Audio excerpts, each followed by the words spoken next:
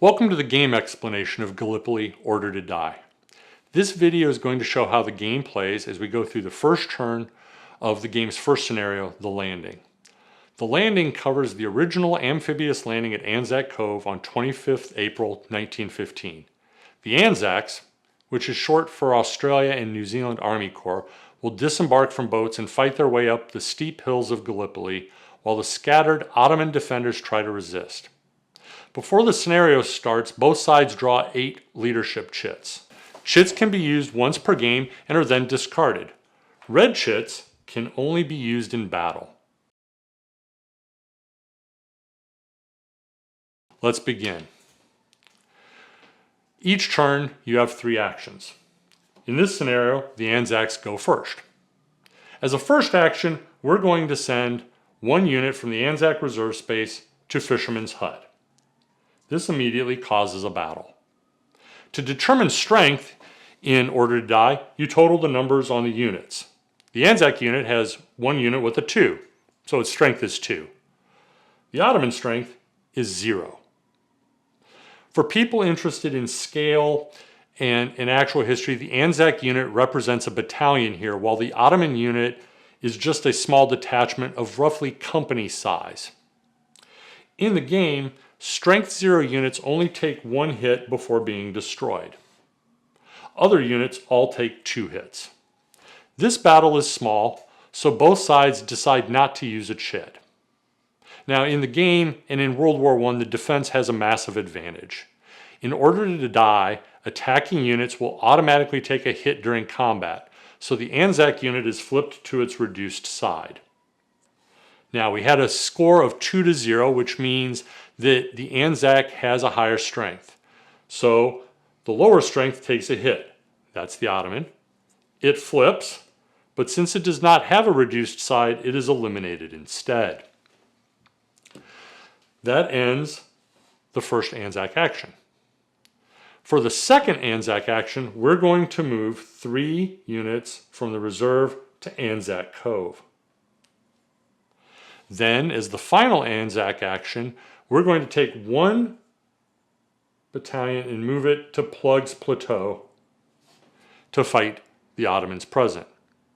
So initially we have 2 for the Australians, 0 for the Ottomans, but the Ottomans are uphill. They hold the high ground. Can you see the arrow? That means that they get 1 extra strength point. So it is 2-1. Both sides may now play a leadership chit. The Anzac decides not to, but the Ottoman player will. They play machine gun fire. The machine gun fire is going to add 1 to their strength. This gives them a 2. What do we do when the strength is tied? The defense holds the advantage in World War I, so ties are actually victories for the defense. So now the Anzacs are going to suffer an automatic hit for being the attacker, and because they lose the battle, they suffer a second hit which eliminates the unit. This is devastating for the Anzac side, but reserves are on the way. More units are coming at the start of turn 2.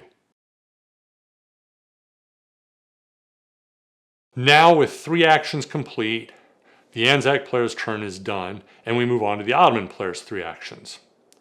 Before doing anything, the Ottoman player decides to play a leadership chit, long-range fire. This lets them inflict 1 hit on an adjacent enemy stack if it is on lower ground. The Ottomans use this to snipe at the battalions assembling on Anzac Cove from the higher ground of Plug's Plateau. 1 Anzac unit is flipped to its reduced side. The long-range fire chit is now going to be removed. Chits are used once and then discarded from the game. Now, the Ottoman player will take their 3 actions. First, they move the single unit, the detachment, the 0, from Quinn's Post to Monash Valley and then onto Plug's Plateau. This takes 2 actions. The Ottoman player is doing this to reinforce the crucial high ground that they just used to rain down fire on the Anzac-controlled beach. For a final action, the Ottomans will move a unit from Chinook Bay to the apex.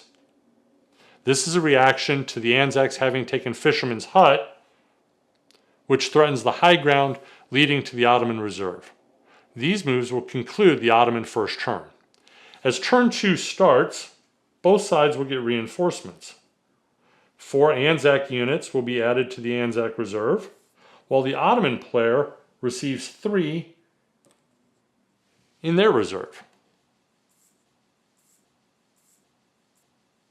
That ends the first turn. These are the game's mechanics, fast and simple, but do not let that deceive you. Victory requires thought and planning. As you play, you will gain insight into why the campaign appealed to its planners. But also, as you remove counter after counter, we hope you gain empathy for the men and boys sent to Gallipoli, ordered to die.